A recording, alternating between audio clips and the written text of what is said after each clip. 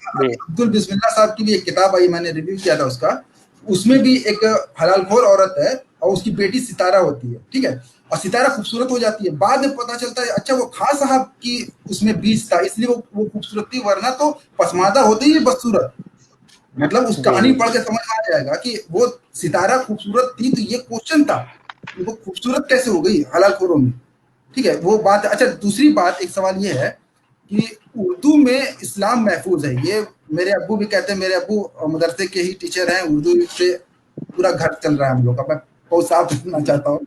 तो उनसे मैं ये बात कहा तो उन्होंने कहा कि अब बताओ, उर्दू नहीं पढ़ेगा मुसलमान तो इस्लाम कैसे बचेगा, और पूरा इस्लाम उर्दू में ही है। तो इसको आप दोनों कैसे देख रहे हैं इसको, क्योंकि ये बड़ा आरोप है ना कि आप तो उर्दू से नहीं, दरअसल इस्लाम से काट रहे हैं मुसलमानों। ऐसी बात नहीं मुझे है, इस्लाम बांग्ला भाषा में ज्यादा सुरक्षित है। काबा और हज के बारे में जो सबसे फेमस बुक है काबार पथे, काबा के पथ में, वो बांग्ला भाषा में न कि उर्दू में है। ये एक भ्रम और फैला दिया गया है। और ये उर्दू का आपके अब्बू पे नहीं, आपके अब्बू का उर्दू पे एहसान है कि आज जब उर्दू को कोई नहीं पूछता उसको वो पढ़ा रहे हैं, और उर्दू वालों को उनका एहसान मानना चाहिए।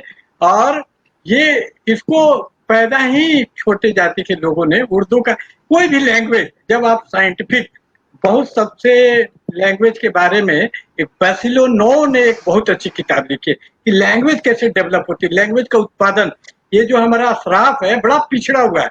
अभी जो आधुनिक जैसे मोबाइल आ गया, वो लाइव आ गया, फेसबुक आ गया, तो सोशल साइंसेज में भी काफी विकास हुआ है। नए नए औजार आ गए समाज को समझने के, जिससे ये जो अशराफ जो तबका है वो वाकिफ नहीं, उसको वाकिफ होना चाहिए। तो लैंग्वेज को भी समझने के लिए काफी फिलहाल के सालों में विकास हुआ। तो उसमें लैंग्वेज की जो समझ बनी है, तो ये बनी है कि जन सामान्य लैंग्वेज को विकसित करता है। चंद 10 आदमी ही कमरे में बैठ के किसी लैंग्वेज को जन्म नहीं दे सकता है।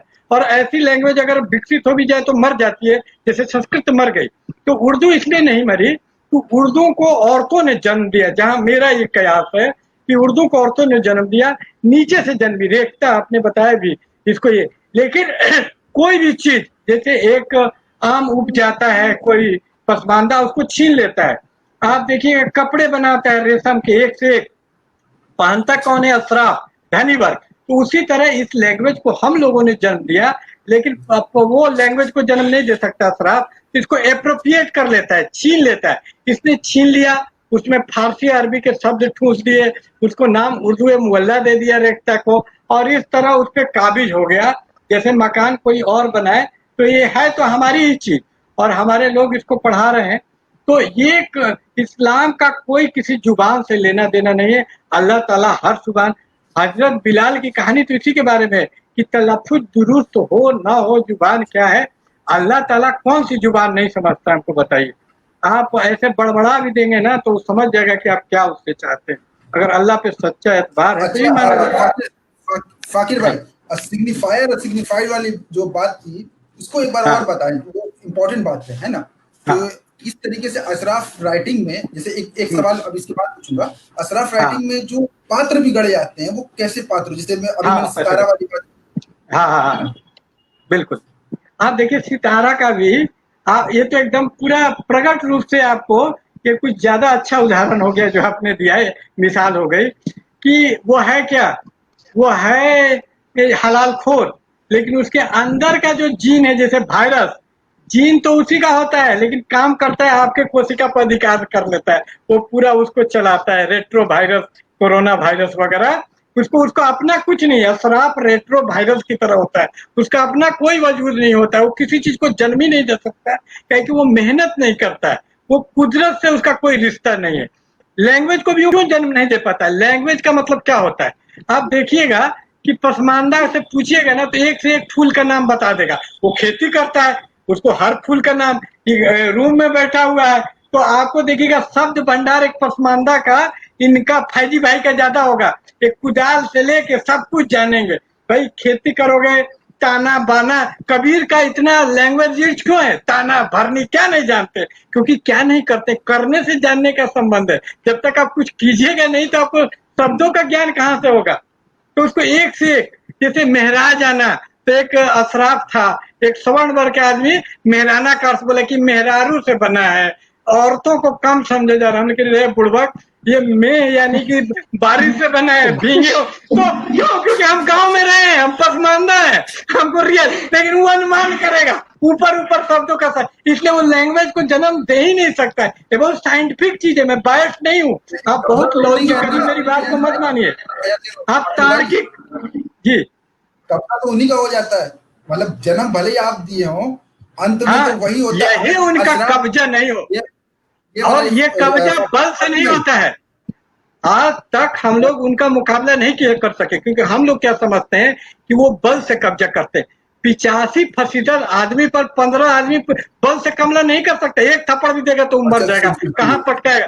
छल से करता है, इसी छल को समझना, इसको हम लोग नहीं समझते। छल यही है ना कि हम उसके हित में बोल रहे हैं, इकबाल को गाली दे रहे हैं, मंटो के खिलाफ में समील मंटो हमको जितना ज्यादा विरोध करता है, अशराफ उतना नहीं करता, बोलता है कि आप लॉजिकल बात, कितने अशराफ मेरी बात को समझ गए कि आप सही बोल रहे हैं। हमको फोन करती है कविता भनोत करके, एक लंदन की ब्राह्मणी है, सोचिए, और एक सिद्दीकी है, आयशा मनाजिर सिद्दीकी, बोलते मंटो पर बड़ा अच्छा बोला। उसको समझ में आ गई कि मंटो नारी विरोधी पसमानदा, लेकिन पसमानदा नहीं समझता है, सोचिए।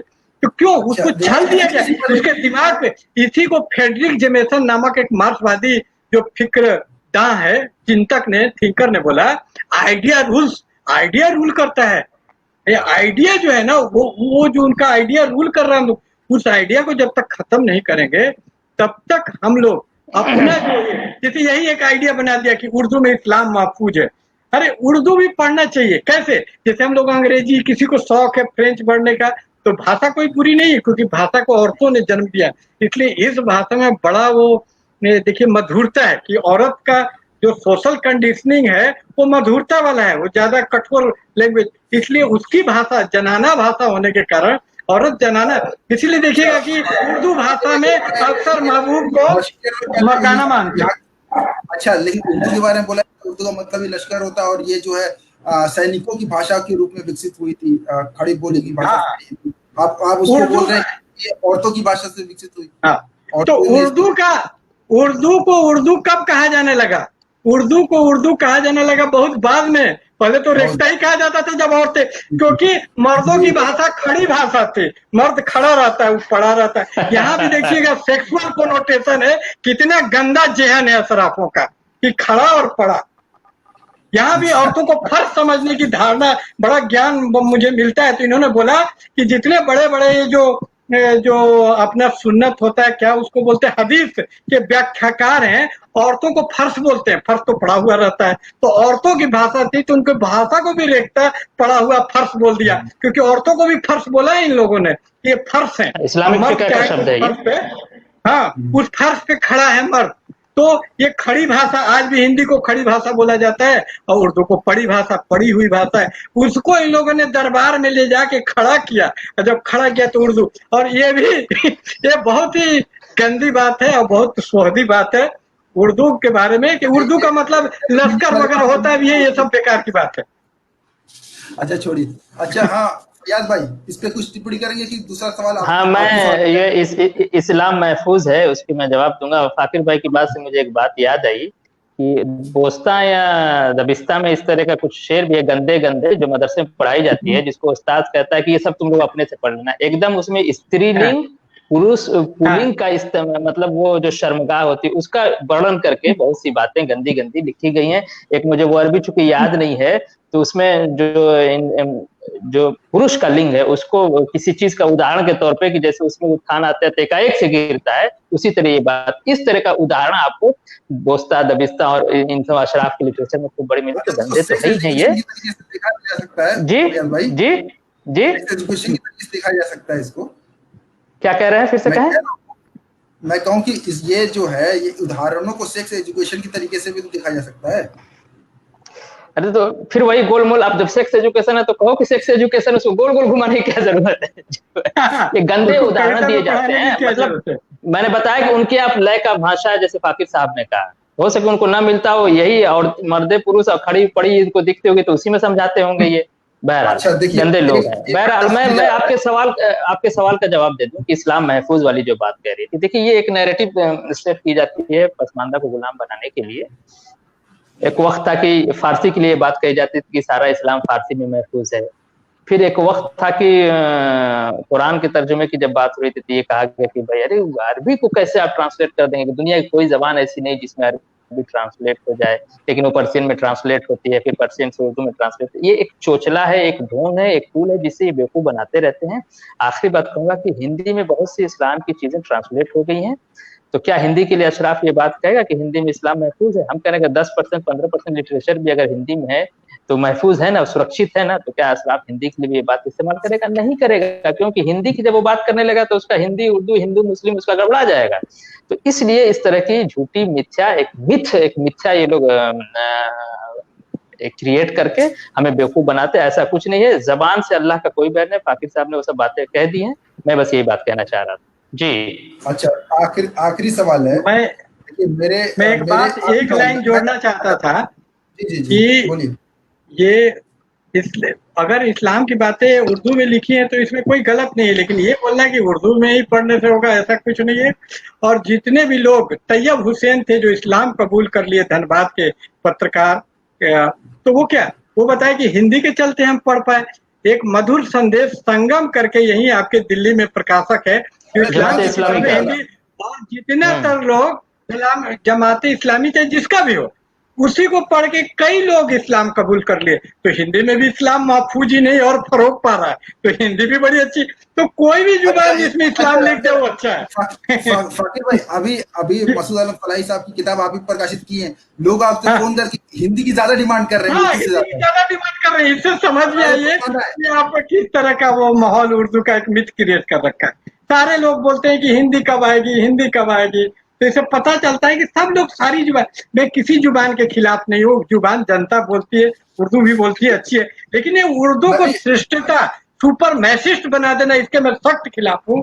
उर्दू भी वैसी ही है, बराबरी की धारणा।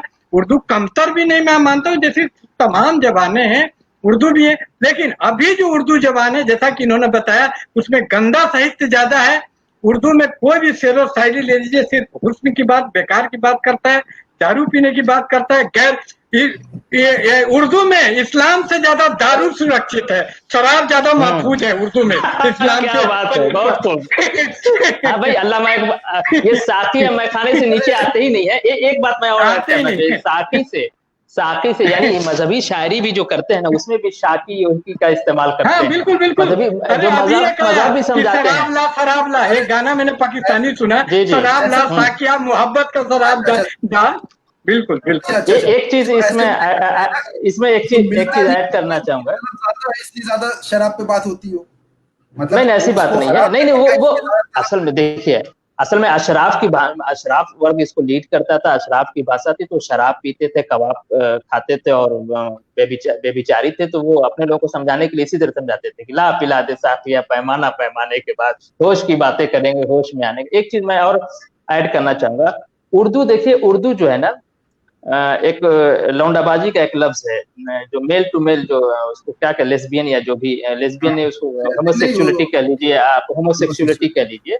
आप देखेंगे कि अशराफ वर्ग के अंदर ये बहुत पाया जाता है। और यादों की बारात में क्या नाम है उनका, जोश मलियाबादी ने एकदम खुलेआम अपने लौंडाबाजी की खसाइस और किस्सों को लिखा है, ठीक है। तो इसमें आप देखेंगे कि मेरा महबूब आता है, आती है नहीं, ये कभी फेमिनिन जेंडर यूज नहीं करते हैं।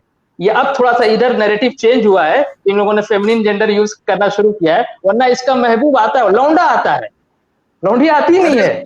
इनका महबूब आता है, मेरा महबूब चलता है जी। अच्छा, एक सवाल किया था लेलिन ने, मैं भूल गया।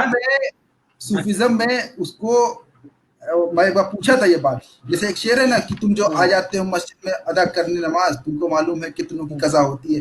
मैंने पूछा कि लड़की तो जाती नहीं थी मस्जिद में नमाज पढ़ने, तो ये किसके लिए शेर कहा गया? तो लौंडे के लिए कहा गया। तो मेरे शर्म आती है मुझे कहने में। सुनिए, मेरा एक दोस्त है, शायर भी अच्छा शायर है, सरमद। तो सरमद ने कहा कि दरअसल ये सूफिज्म का शेर है, सूफिज्म में इस तरीके से बात होती है, अपने आप को लड़की की तरह करते हैं, या कि खुदा को लड़की के रूप में पेश करते हैं कि खुदा है, या मैं अपने महबूब को खुदा जो है उसको एक लड़की बना के पेश करते हैं, उस सेंस में बात। तो मुझे नहीं पता कि एक्चुअल क्या, क्योंकि मैं अदब का आदमी नहीं हूँ, लेकिन ये एक पहलू था जो मुझे लगा बोल देना चाहिए कि इसमें कुछ सूफिज्म का भी कुछ एंगल है क्या? मतलब मैं इस पे बात करता हूँ। देखिए, ये इश्क मिजाजी, इश्क हकीकी का एक मिथक गढ़ा गया। अरे भाई, आपको अगर अल्लाह की बात करनी, किसी की बात करनी है, तो लड़की का सिग्निफायर यूज करने की क्या जरूरत है? महिला का सिग्निफायर, शराब का सिग्निफायर यूज करने की क्या जरूरत है? आप सीधे सीधे कहिए, जैसे अल्लाह के रसूल का स्टाइल पकड़िए ना। आप अल्लाह के रसूल ने भी तो तबलीग का काम किया है कि उन्होंने नहीं किया है? आप अल्लाह के रसूल के स्टाइल से अपनी बात कहिए, वो अल्फाज इस्तेमाल कीजिए। आप ये इश्क माशूक, इश्क हकीकी, इश्क मिजाजी, यानी अल्लाह के रसूल का जो वे ऑफ टॉकिंग था, जो उनका साहित्य था, जिस साहित्य से उन्होंने, एक साहित्य कुरान था जो अल्लाह के रसूल के ऊपर नाजिल हुई, एक अल्लाह के रसूल ने खुद अपनी बात कही, उसमें उन्होंने क्यों नहीं इश्क हकीकी, इश्क मिजाजी किया? और आप इश्क हकीकी, इश्क मिजाजी जोड़ रहे हैं। तो मैंने कहा ना कि अशराफ ने सबसे ज्यादा जुल्म इस्लाम पे किया, अल्लाह के रसूल पे किया। मैं हमेशा इस बात को मैं साबित करता हूँ, और ये सबसे ज्यादा जुल्म अल्लाह के रसूल पे किसी ने किया है तो अशराफ ने किया है। इस्लाम पे सबसे ज्यादा जुल्म किसी ने किया है तो अशराफ ने। अलमिया ये विडंबना ये है कि ये उसी से उसमें जोड़ लेते हैं। यानी भोजपुरी की कहावत है कि अबरा मारे रोहू न दे। तो देखिए, ये तो इसका मतलब कि अब अल्लाह के रसूल का जो वे ऑफ टॉकिंग थी, जो उनकी लैंग्वेज थी, जो इस्लाम फैलाने की, उसमें कहीं ना कहीं आप कमी मानते हैं, इस्लाम को इनकम्प्लीट मानते हैं। एक तरफ कहते हैं कि अल्लाह के रसूल का शरीयत मुकम्मल है, दूसरी तरफ इश्क हकीकी, इश्क मिजाजी दिया के समझा रहे कि नहीं उस वक्त। अच्छा, एक सूफियों ने जो ढोल ताशा यूज किया था, उसके बारे में हमारे यहाँ के अशराफ कहते थे कि भाई वो ये जाहिल होते थे, पसमानदा यहाँ के लोग, हिंदू जाहिल होते थे, बात नहीं समझते थे, गाने बजाने नाचने वाली कौम थी, तो इसीलिए हमारे बुजुर्गों ने ढोल ताशा के जरिए से इनको इस्लाम में ले आया। तब अल्लाह के रसूल को नहीं समझ में आई थी ये बात कि ढोल ताशा बजा के इस्लाम में ले आया, इन्हीं को समझ में आ गई थी बात। ये तो सब अच्छा देखिए, बेईमान हो गया। मैं आखिरी सवाल कर लूं, है ना, बहुत देर हो गई है जी। आखिरी सवाल ये तो देखिए, मैं अपने दोस्त से ही बात शुरू करता हूँ। मेरा दोस्त सरमद है, शायर है, अच्छा शायर है। तो उससे मैंने कई बार बात की कि पसमादा के ऊपर लिखने के लिए, तो उसने कहा कि पसमादा में न लिखने की एक वजह है कि मुझे वो सब्जेक्ट नहीं समझ में आ रहा है, और दूसरी बात ये है कि जातिवाद पे वो नहीं लिखना चाहता। तो मैंने महसूस किया कि जो शायर है वो 10-15 टॉपिक है, अल्तमश मेरे भाई है, वो भी कहते हैं 10-15 टॉपिक हैं, उसी पर ये पूरे शायर लिखते। कभी ये अपनी समस्याओं पर शायरी नहीं करते। ये इनके जितने विषय है सारे अशराफ विषय हैं।